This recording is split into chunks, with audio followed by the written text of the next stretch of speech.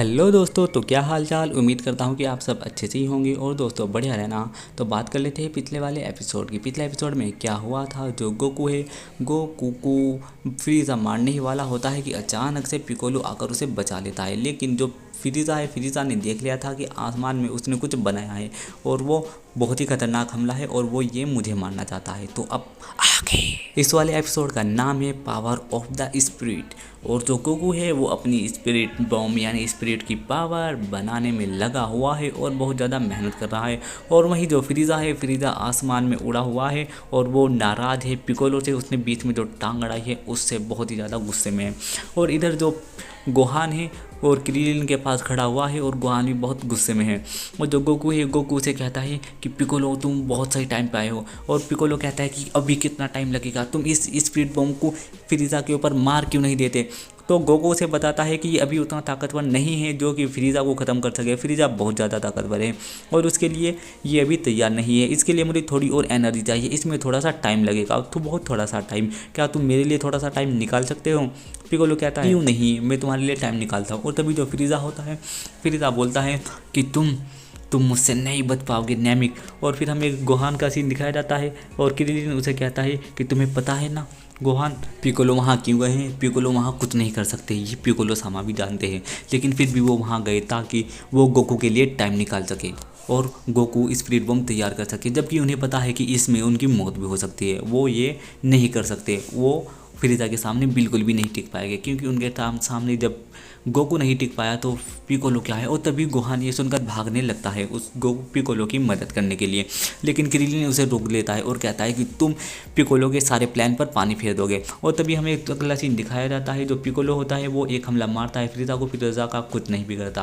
फिर वो ऐसे ऐसे ही बहुत सारे हमले मारता है फ्रीज़ा को और फ्रीज़ा सही शांत खड़ा रहता है। और तभी फ्रीज़ा को गुस्सा आता है और कहता है ये मेरी बारी। और वो पिकोलो के पीछे जाता है और उसका हाथ पकड़ लेता है और फिर वो पिकोलो के ऊपर हमला करता है, जिससे कि पिकोलो की तो हालत ढीली हो जाती है। फिर हमें गोकू दिखाया जाता है जो कि कंसंट्रेट कर रहा है बहुत ज़्यादा और अपना स्पिरिट बम बना रहा है। फिर वापस से हमें किंग सामा के प्लेनेट का सीन दिखाया जाता है। जो वो चारों है, मतलब कि चारों कौन कौन, जो गिन्यू फोर्स है चारों और अपने तीन जमूरे हैं जो टीएन, यामचा और चोजू, वो गिन्यू फोर्स उनके ऊपर हमला कर देती है और वो चारों के चारों भागना स्टार्ट कर देते हैं उन तीनों के पीछे। और जो यामचा है वो लड़ रहा है रिकॉम से, रिकॉम उसे बहुत अच्छा धो रहा है। और जो टीएन है, टीएन लड़ रहा है दो बंदों से, जैस से और बटर से।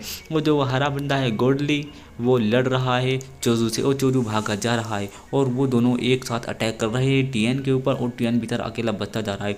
तभी जो गोल्डी होता है वो एक अटैक करता है चोजू के ऊपर और चोजू दूर जाकर गिरता है किंग सामा के पास। और किंग सामा उसे उठाते और कहते हैं फिर यार तुमने इतनी मेहनत सिर्फ इसीलिए की थी तो तुम मार खा सको, जाओ। और उन्हें तभी जो टीएन होता है वो एक मुक्का मारता है और जो रिकॉम वो होता है बटर, वो बहुत दूर जाकर गिरता है। ये देखकर सब चौंक जाते हैं। तभी जो यामचा होता है वो भी एक अटैक कर देता है उनके ऊपर और वो भी दूर जाकर गिरता है रिकॉम। और फिर जो चोजो होता है, चोजो भी अपना सिर मारता है गोल्डी को और गोल्डी बहुत ज़्यादा दूर जाकर गिरता है। और फिर वो सारे देखते हैं कि जो रिकॉम है, रिकॉम को ज़्यादा खतरनाक झटका लगा है और वो रिकॉम को बाहर निकालते हैं क्योंकि वो ज़मीन में धंस जाता है।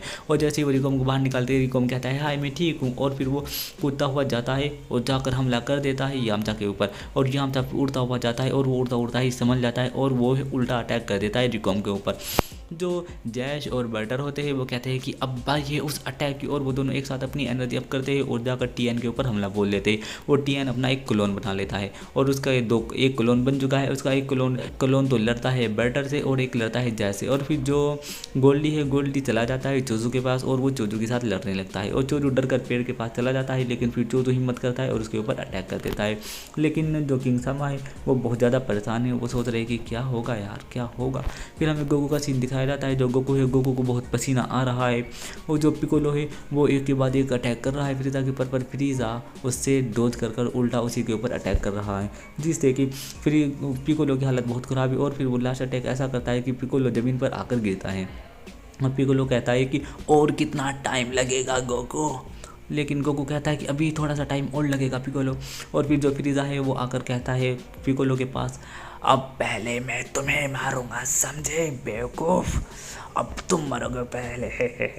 और जैसे ही वो साइड में देखता है तो दो पावर आती है और लगती है फ्रीज़ा को, और फ्रीज़ा को वो अटैक लगने के बाद फ्रीज़ा को थोड़ी सी ज़्यादा और स्क्रैच लग जाती है।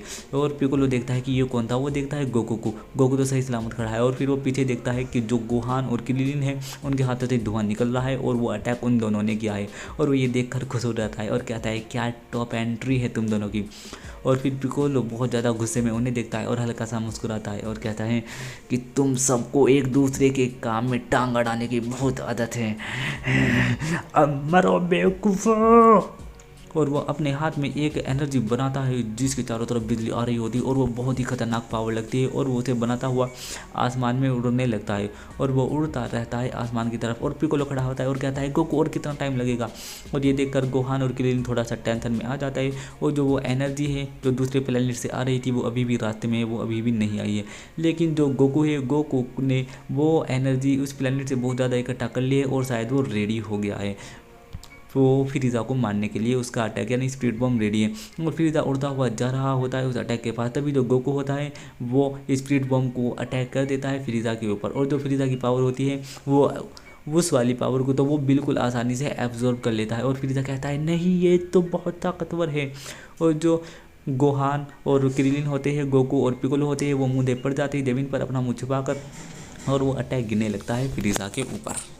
और जो फ्रीज़ा होता है वो अपनी पूरी ताकत लगाता है और उस अटैक को रोकने की कोशिश करता रहता है। लेकिन वो अटैक कहाँ रुकने वाला है, पूरे प्लेनेट की एनर्जी जो है उसके पास, और वो ज़मीन पर आता रहता है। और जहाँ पर वो आता रहता है वहाँ का पानी तो पीछे हटता चला जाता है। और फ्रीज़ा अपनी पूरी कोशिश करता है, शायद उसने 100% ताकत लगा दी, शायद उससे भी ज़्यादा, लेकिन वो उसे नहीं रोक पा रहा। और वो कहता है ये बहुत ज़्यादा ताकतवर है, उम्मीद से भी ज़्यादा।